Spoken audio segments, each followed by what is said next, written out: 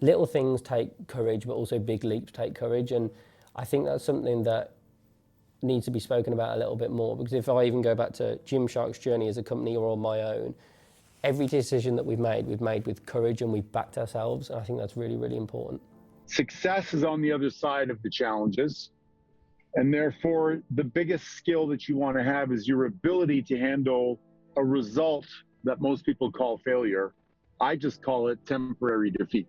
Today's video is sponsored by mulliganbrothers.com, where you can now buy the Inspire Change t-shirts, and the Not a Journal is now on the website and it's live. Go check it out. Let's jump into the highlight. Most people, about 95% of the population, oscillate between two mindsets, that of the victim and that of the achiever.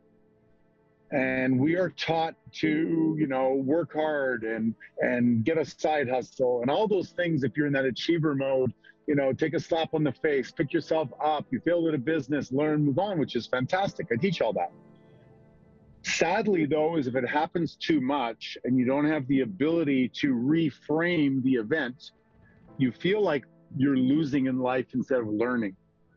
And so one of the cornerstones of my teaching is that we've got to really understand that success is on the other side of the challenges. And therefore, the biggest skill that you want to have is your ability to handle a result that most people call failure. I just call it temporary defeat. And there's a big distinction there, right? Is when it's failure, people want to hide it. They have shame around it. They're embarrassed. When it's temporary defeat, it suggests that there's a better way. You just need to get more skilled or to have a different environment. And so I teach people there's no winning and losing, there's winning and learning. And do you like to learn? And most people say yes. And so you either get the result that you want by getting a great return on your investment or getting the promotion or the job or the girl or whatever it is, the car, or you learn that it was an ineffective pattern and you need to get some training, some mentorship, try it a different way. And what bridges that gap is your dream, your vision, your purpose, your reason for going after it. I never had a fear of failing, and I think that's really important to mention.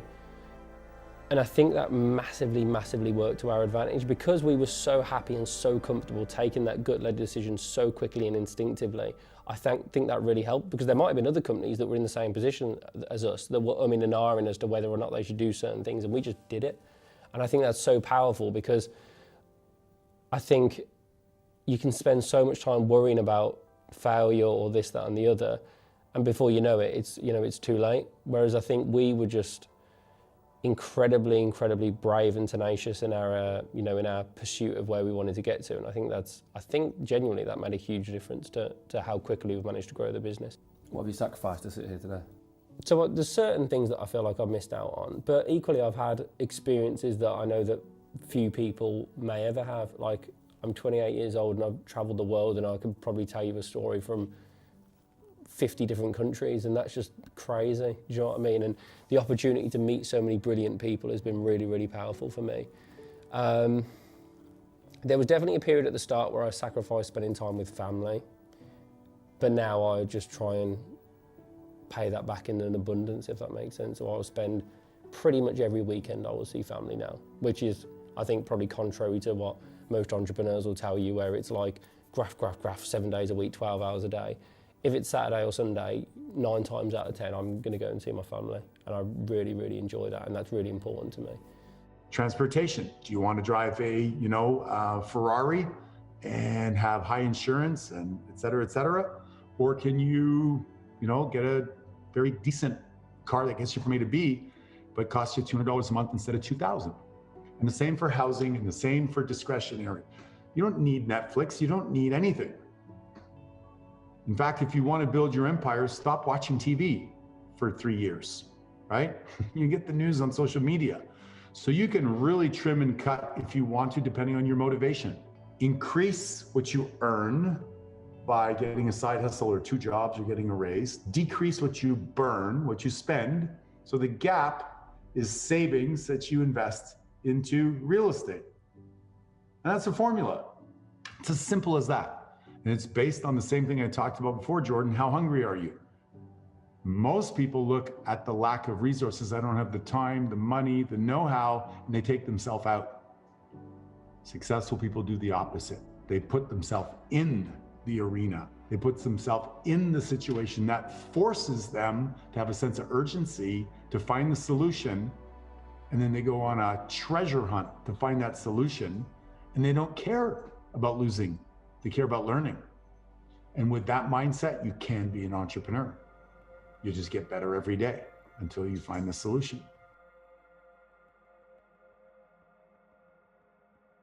So if you want to change the outside results in your life, Jordan, you want to be a millionaire, or you want to be fit, or you want to be healthy, or you want to laugh more, you want to have more energy, you got to first change how you see yourself. That's step number one. Be the guy who manages money well. Be the type of person that exercises first thing in the morning if you want to have better health. Be the type of person that studies nutrition. I love routine. I love consistency to the gram, right? So it would be 5:30 every single day. I'm up on the minute and I go down and I will have 70 grams of granola and a protein shake and a water. And then, do you know what I mean? My lunch and breakfast and tea is generally very, very consistent. I'll lift 5 days a week. I will run, and I know this probably isn't the best thing to do, but I'll run the same program 5 days a week for years and years and years on end, because that routine is so, so important to me. Usually start work around 7-ish, finish work, to be honest, not massively late. On average, I'd say 7, finish at 6-ish. Obviously, some days I'd start earlier and finish later. Some days I'd start later and finish earlier.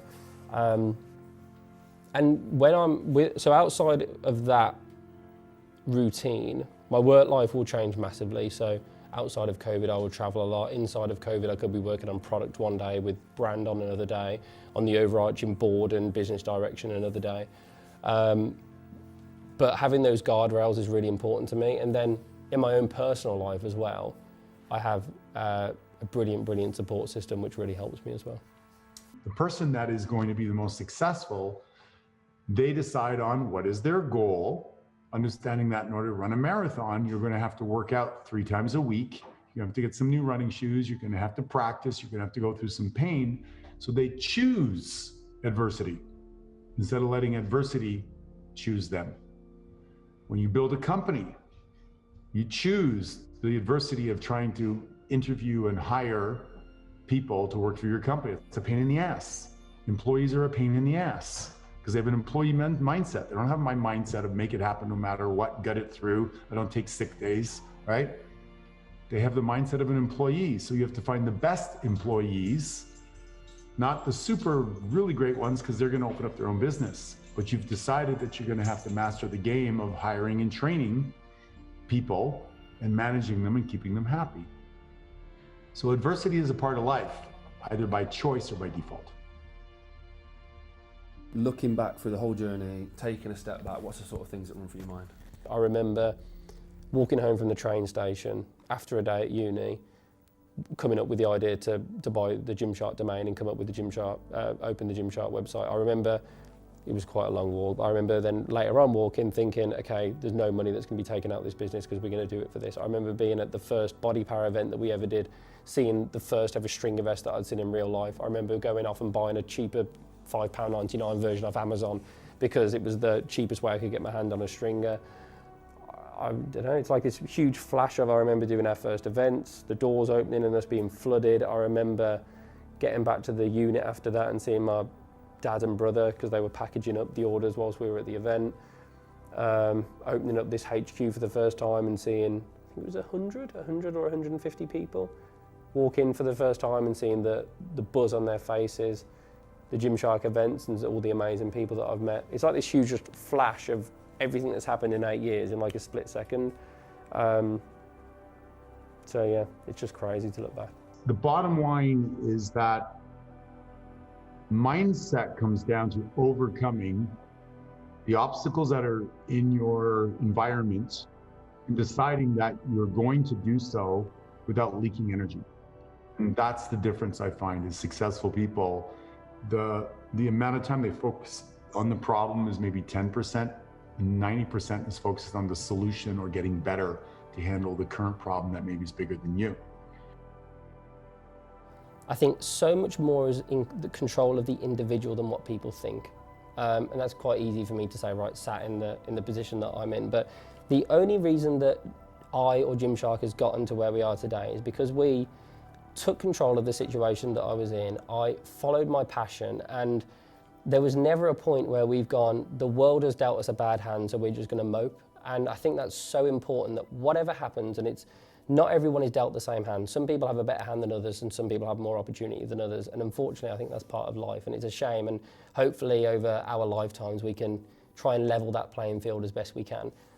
However, you're dealt with a hand, and ultimately that's the hand that you've got to play. And I think people have more control than what they think. And I think if you really take time to focus on self-development and improvement, I think you'd be very surprised as to the incredible gains that you can make. Guys, go inspire some change. That is the most important thing of this movement. It's about, you see this video, it makes you do something, lead by example, show people what you're capable of doing, help somebody out, and go inspire some change. I'll see you in the next one. Peace. Oh yeah, follow me on Instagram @JordanMulligan. Peace.